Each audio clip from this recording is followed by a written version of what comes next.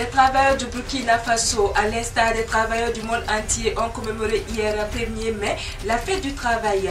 À Ouagadougou, l'unité d'action syndicale a remis un cahier de doléances contenant les revendications des travailleurs au ministre en charge du travail. L'opposition politique burkinabé a tenu un meeting samedi dernier, meeting au cours duquel elle a fustigé la façon de gérer le pays par le mouvement du peuple et le progrès MPP. La force française Barkhane a neutralisé une vingtaine de terroristes dans la forêt de Foulsaré, à proximité de la frontière entre le Mali et le Burkina Faso, au sud-ouest de Gao. Voilà, c'est ce qui constitue la une de l'actualité de ce mardi 2 mai sur la radio B24. Mesdames et messieurs, bonjour et bienvenue. Après le mémorandum du chef de file de l'opposition politique CEFOB décrivant un bilan très lamentable du pouvoir actuel, l'opposition est passée à une étape supérieure en organisant samedi dernier un meeting dit de protestation populaire.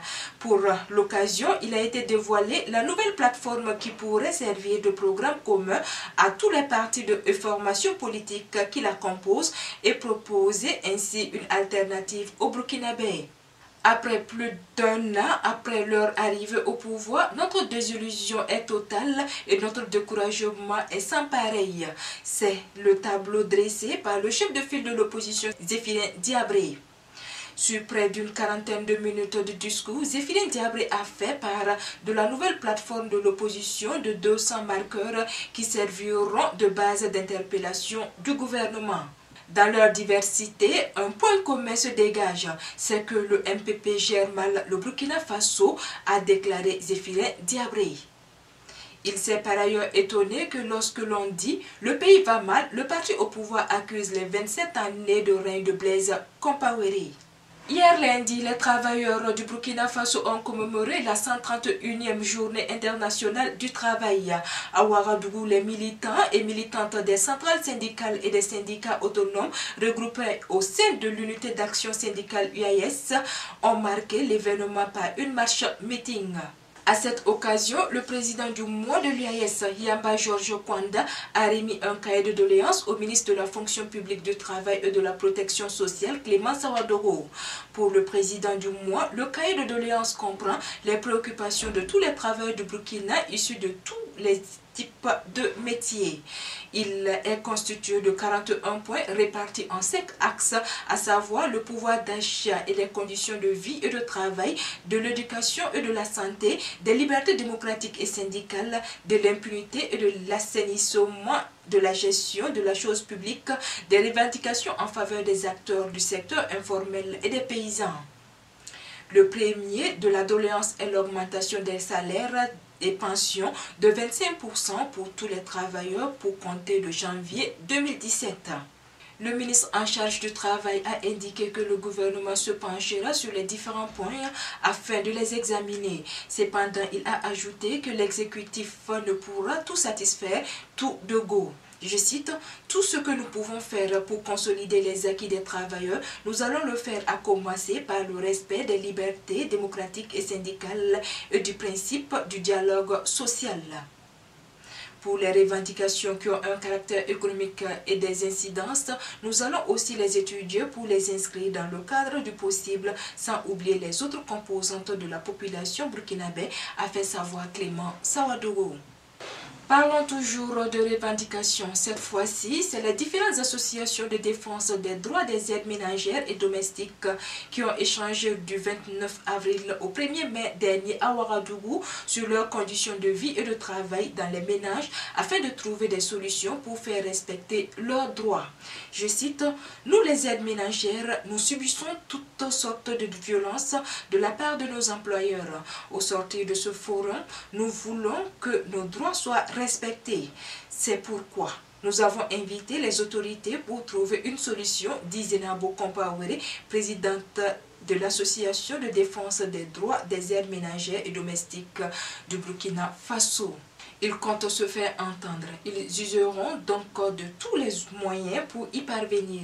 Nous passerons de porte en porte, d'institution en institution, s'il le faut, pour nous faire entendre, a laissé entendre Sita Fofana, président de l'Association de défense des droits des aides ménagères et domestiques du Mali. Il réclame la ratification de la Convention 189 de l'OIT qui prône le travail décent pour toutes les couches sociales par tous les pays, à l'image de la Guinée-Conakry, seul pays à avoir ratifié la Convention dans la sous-région et l'application du SMIG. Le ministère de la Femme, de la Solidarité nationale et de la Famille reconnaissant cette problématique des aides ménagères a bien pris le problème à bras le corps, dira son représentant Valentin Ouedraogo en créant un centre de formation et de déplacement d'aides ménagères depuis 1994. Et comme je vous le disais en titre, une opération de la force Barkhane menée depuis le samedi 29 avril a permis de neutraliser près d'une vingtaine de terroristes dans la forêt de Fulsare à proximité de la frontière entre le Mali et le Burkina Faso au sud-ouest de Gao.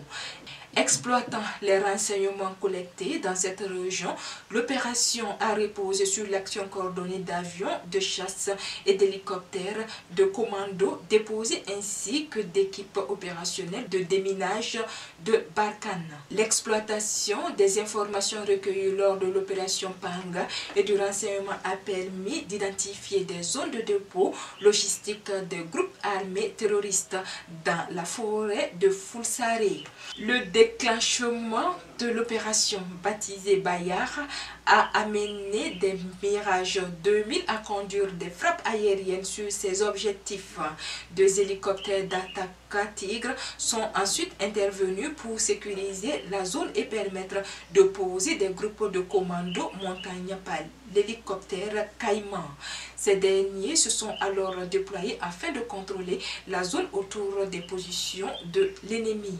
Cette opération conduite dans la forêt de Fulsare, considérée depuis quelque temps comme une zone refuge de l'influence des terroristes, vient concrétiser les efforts conduits par les forces maliennes et burkinabées pour lutter contre les réseaux des groupes armés terroristes qui agissent dans ce secteur. Un mot de sport avant de nous quitter. Le jeune gardien Hervé Kwaku Kofi, la révélation burkinabé pendant la Coupe d'Afrique des Nations CAN Gabon 2017, pendant laquelle il a séduit par la qualité de ses détentes et ses réflexes pourrait déposer ses valises la saison prochaine à Lille en Ligue 1 française.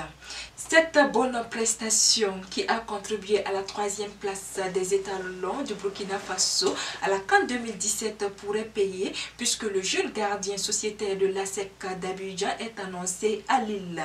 Le natif de Bobo-Dioulasso, formé au centre Raimo FC, pourrait signer un contrat de 5 ans avec le club français selon les sources proches du joueur.